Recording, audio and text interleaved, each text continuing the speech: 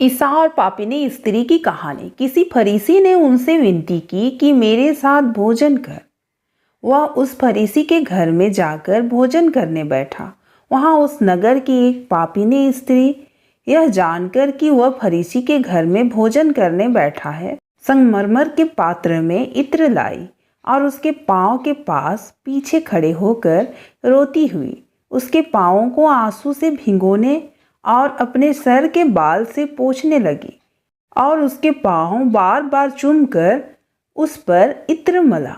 यह देखकर वह फरीसी जिसने उसे बुलाया था अपने मन में सोचने लगा, यदि वह भविष्यवक्ता होता तो जान जाता कि यह जो उसे छू रही है वह कौन है और कैसी स्त्री है, क्योंकि वह तो पापिनी है। यह सुन यीशु ने उसके उत्तर में कहा, हे सिमोन, मुझे तुझसे कुछ कहना है। वह बोला, हे गुरु, कह। किसी महायाजक के 2 देनदार थे, एक 500 और दूसरा 500 दिनार।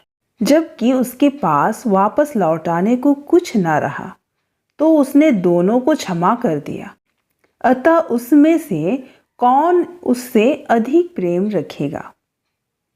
सिमोन ने उत्तर दिया, मेरी समझ में वह जिसका उसने अधिक छोड़ दिया। उसने उससे कहा, तूने ठीक विचार किया है।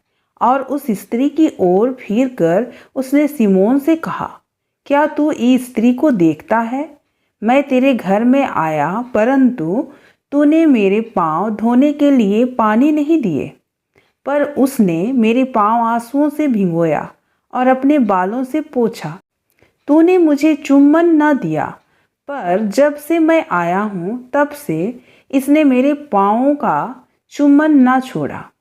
तूने मेरे सिर पर तेल नहीं मला, पर उसने मेरे पाँवों पर इत्र मला। इसलिए मैं तुझसे कहता हूँ कि इसके पाप बहुत थे, क्षमा हुए, क्योंकि इसने बहुत प्रेम किया। पर जिसका थोड़ा क्षमा हुआ वह थोड़ा प्रेम करता है। और उसने स्त्री से कहा, तेरे पाप क्षमा हुए। तब जो लोग उसके साथ भोजन करने बैठे थे वे अपने अपने मन में सोचने लगे, यह कौन है जो पापों को क्षमा भी करता है? पर उसने स्त्री से कहा, तेरे विश्वास ने तुझे बचा लिया है, कुशल से चली जा। मेरे दोस्तों, उस पापिनी स्त्री के पाप यीशु ने क्षमा किए। वह पापिनी स्त्री को अपनी गलत होने का एहसास था और वह अपने पापों के लिए बहुत दुखी थी। और वह स्त्री सच्चे हृदय से पछतावा कर रही थी और वह जानती थी कि यीशु उसके पाप क्षमा कर देंगे। इसलिए वह फरीसियों के घर में आई और यीशु ने उसके सारे पाप क्षमा किए।